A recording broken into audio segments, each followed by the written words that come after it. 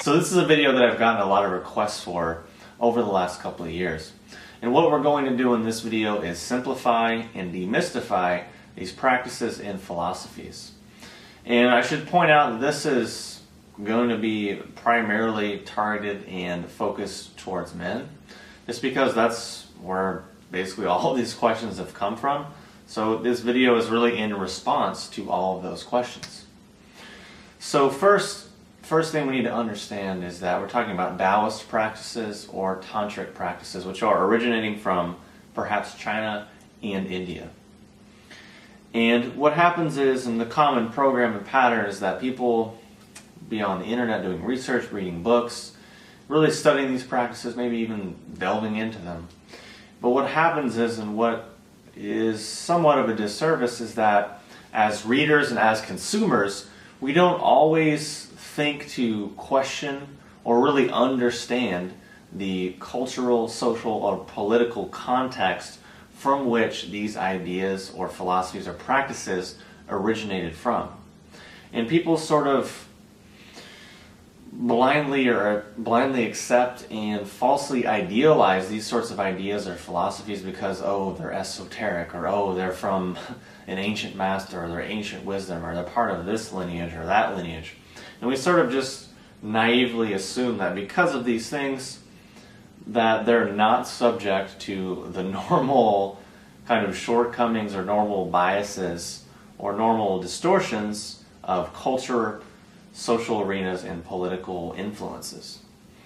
Meaning, we don't really ask ourselves, well, could it be possible that these ideas and philosophies came from a very perhaps conservative or very constrained and restrictive point in history? Meaning, for example, the idea about ejaculation control and these rigid rules and kind of very fear-based religious almost overtones with this idea about, oh, a man should only release under very explicit circumstances, or if you're this old, you can only release this many times, and this old this many times, or basically kind of a puritanical approach and a sort of a restrictive approach to that whole idea. Now, obviously, I'm not encouraging anything right or wrong. We're just looking at different ideas and philosophies right now, and it's all going to make sense and become more clear as we go on. So that's the first major thing, is that we don't question, maybe this came from a certain time in history. Maybe people are saying this and recommending this because they were influenced and directed by perhaps puritanical or religious or constrictive, restrictive, social, cultural, or political influences. And getting back to this idea of ejaculation control, or all of these weird ideas and philosophies and practices that are put out by Taoist sexual practices or tantric practices, oftentimes what happens is these sorts of things create self-fulfilling prophecies and hypochondriac patterns. And primarily they're talking about the whole thing about ejaculation control or abstinence. And what happens is people are in this mindset that, there's this kind of one-size-fits-all, or this, if I just follow this rule, then I'll get the carrot at the end of the maze, or the carrot at the end of the journey, or I'll go to heaven, or whatever. Same mindset, similar ideas, similar principles are at play here. And I can't tell you how many emails I've received from people who say, oh my God, I have this disorder, that disorder, and I ejaculated this much and that much, and I did this much and this much, and all of these sort of things that are just going on in the head, which may or may not actually have anything to do with reality. But what happens is people might have some sort of self-fulfilling prophecy or hypochondriac pattern, and they go on the internet or they read these books, and these books say, oh, if you do this, this happens, if you do that, that happens. They think, this is exactly what I need, this is the problem, and this is what's wrong with me, and now I need to do all these things to fix me because I'm bad and I'm broken, and on and on and on and on. So now we understand that, and we can sort of see what we're talking about, what we're looking at. Not saying that is good or bad, right or wrong, because perhaps it's a growing phase, perhaps it's a learning phase. Who really knows? What we're more getting to here, and the more place that we want to look at, is really understanding the natural rhythms of the body and learning to listen and observe to our own personal context, meaning our own inherent nature and constitution. Because maybe this person that wrote this book and recommended X, Y, and Z had a certain type of constitution or a certain level of health or vitality. Perhaps we have a different constitution, a different level of health and vitality, and perhaps an overall vastly different personal context. So by trying to follow their methods and their rules and their regulations that may have worked for them or may not, could have just been an ideal dogma and never really produced any results, it's not really doing us any service because it's still up here in the head. It's still a mental abstraction that we're just constantly thinking about. When really, it's more about being in touch with our body and realizing, oh, that's depleting. Oh, that's tiresome. Or this gives me more energy. Or this makes me feel better. This makes sense for me. This feels right for me now. This feels right for me later. This feels right for me in the past, in the future. And really, all metaphors and examples aside, it's about getting back in touch with our feeling state and understanding principles of balance and things that are common sense and obvious, but we forget because we're distracted or motivated by weird philosophies or ideas or fear-based paradigms or whatever. And understanding that really too much in one direction can be tiresome. Too little in another direction can be causing stagnation. So really, if we go to either extreme, we might run into problems. Meaning if we just grow up and we have no cognizance or no idea about the effects of things on our own body, then yeah, we're going to do things, we're going to do all sorts of weird things because we don't have any direct feedback loop between action, reaction, on, off, and really the binary nature of how things affect our body.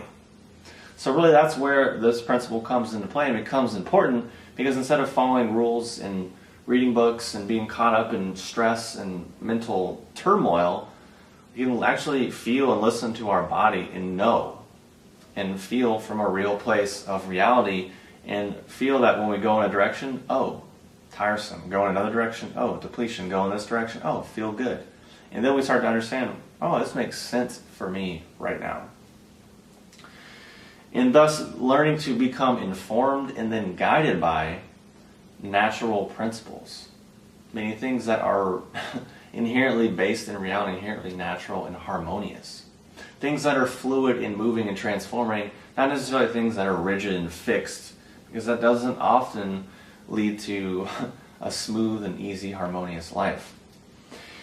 And thereby, by doing this, we are able to shut down the whole mental conversation and chatter and really the massive mental drain on our energy and vitality. And to understand and very easily illustrate the principles that we're talking about and the ideas that we're talking about, we use a couple of images. And on one hand, we can have this idea of mental forcing, whether that is, oh, I'm gonna pull energy up my, sushumna. I'm going to pull energy up my spinal meridian from my lower centers to my upper centers. I'm going to force it with my mind. I'm going to do this and that. Or I'm going to move energy and do this and transform this and that. All the while, it's really just happening in the mind. So there's one side of things. And the other side of things is just really kind of a natural occurrence. Meaning, if there's a certain context or a certain parameter that is in play, then this thing is just naturally going to happen by itself. So for example, we can sit here and meditate for a couple hours a day, which is really more so just chasing thoughts around and okay, now I'm meditating. Okay, now I'm meditating. Oh, I'm quiet now. Yeah, I'm quiet now. Oh wait, no, now I'm thinking about this. Oh wait, now I got to do the spinal meditation. Okay, doing the spinal meditation. Oh my God, now I just forgot I'm doing this. Really, that's not meditation. It has nothing to do with it. It's just basically another sort of attention deficit pattern that we're just learning and trying to throw in the mix of all of our other modern concerns and worries, which, yes, might have an energetic effect on the body, but it might not inherently be that positive, and it might really lead to more stagnation because perhaps we've learned something that's not appropriate for our context, meaning perhaps there is a time and a place for advanced practices or esoteric practices, but it's sometimes it's sometimes like, well, if that was what was appropriate for us, then it would probably arise naturally. We might not really have to force it that much. Illustrating more the point of this natural occurrence, meaning, sure, we can sit and think and force with our mind, or perhaps we might be able to do a certain set of exercises, maybe move in a way, or learn some qigong movements that really causes energy to move as it needs to move, as is appropriate for it to move, without us having to think about it, or worry about it, or visualize it, or force it, or contrive it, because we're just moving and breathing and relaxing and feeling good in our body, and then this thing happens naturally, without us having to really do anything.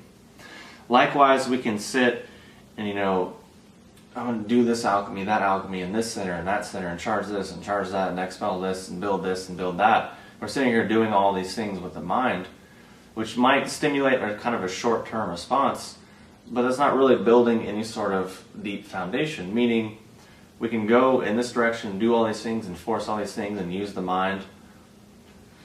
But really, perhaps we could just find a really calm, relaxed, peaceful state that is reflective of water and just very calm and subtle, which thereby causes these other things to happen and fall into place naturally. Which really illustrates the two the ideas that we're talking about in this video, and perhaps maybe more of a direction that we want to go towards. And maybe something we want to start thinking about and questioning in our own minds, if this is something that is at all relevant or timely or appropriate for our situation.